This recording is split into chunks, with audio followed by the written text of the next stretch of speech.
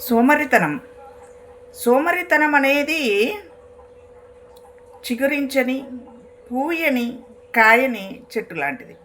మరి చిగురించని, పూయని, కాయని చెట్టుని ఏమంటామండి మనం? మోడు అన్నట్టు. అంటే అది ఉన్నా లేనట్టు.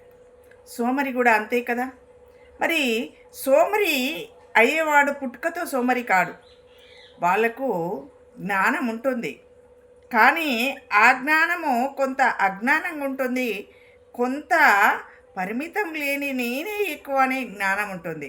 ఇంకొకటి మధ్య రకమైనది ఏంటిది అంటే, నాకు అవకాశం రాలేదు, అది వచ్చినప్పుడు చేస్తా అనే మిడిమిడి జ్ఞానం ఉంటుంది. ఎట్లా అంటే, ప్రస్తుతానికి నువ్వు ఎందుకు చేయట్లేదు అని అంటే ఎలా చెప్తాడు ఆయన సమాధానం అంటే, ఇప్పుడు సముద్రం దగ్గర ఉన్నాను నేను, అలలు వస్తున్నాయి, ఆ అలలు ఆగిన తర్వాత స్నానం చేస్తాను అని. మరి సముద్రంలోని అలలు ఆగుతాయా? ఈయన గారు స్నానం చేయగలుగుతాడా? అంటే ఆ విధానమైన మనస్తత్వంలో ఉంటాడు. సముద్రం చూడండి, దాని పని అది అద్భుతంగా చేసుకుంటూ పోతుంది, అది ఎప్పుడు ఆపదు.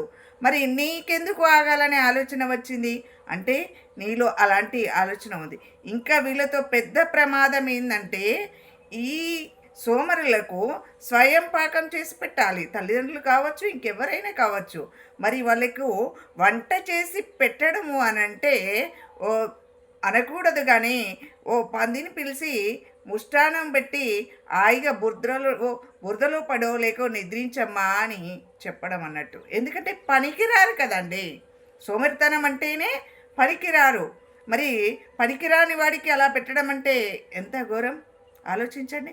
మరి సోమరితనం జ్ఞాని కదా, జ్ఞానం ఉంది, కానీ ఏ పైనైనా చేయగలుగుతానా అనే జ్ఞానము లేదు. నేను ఎక్కువ అనే విర్రవీగే తత్వం ఉంది. ఉదాహరణకి ప్రపంచాన్ని మనం చూస్తున్నాం. ఈ ప్రపంచాన్ని చూడాలంటే మనకి కళ్ళు కావాలి. ఈ కళ్ళలో చూసినప్పుడు ఇలా స్థూలంగా చూసినప్పుడు ఇలా కనుగుడ్డు ఉంది. మరి సూక్ష్మంగా చూసినప్పుడు అందులో కనుపాపం ఉంది. ఈ కనుగుడ్డు, ఈ కనుపాప కలిసి పనిచేసినప్పుడే మాత్రమే ఈ ప్రపంచాన్ని చూస్తాం.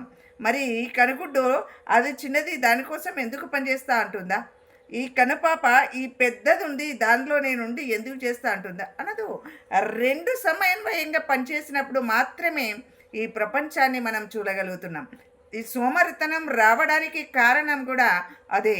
ఏంటంటే, నేను ఎక్కువ, నేను ఈ పని చేయలేను అని అనుకోవడమే. ప్రతి వ్యక్తి తనకు శాతనైన పని, చిన్నది పెద్దది ఏదైనా సరే పని చేయగలిగినప్పుడు సోమరితనం అనేది ఉండదు. నేను సోమరినైతా, ఏదో గొప్పవన్నీ అవుతా అనుకోవడం కాదు, నేను సోమరిని కాను అనుకోవడమే ఇక్కడ లక్ష్యం. ఎవరైనా సోమరి కానప్పుడు ఖచ్చితంగా విజయం పొందిన వాడే పనివంతుడే.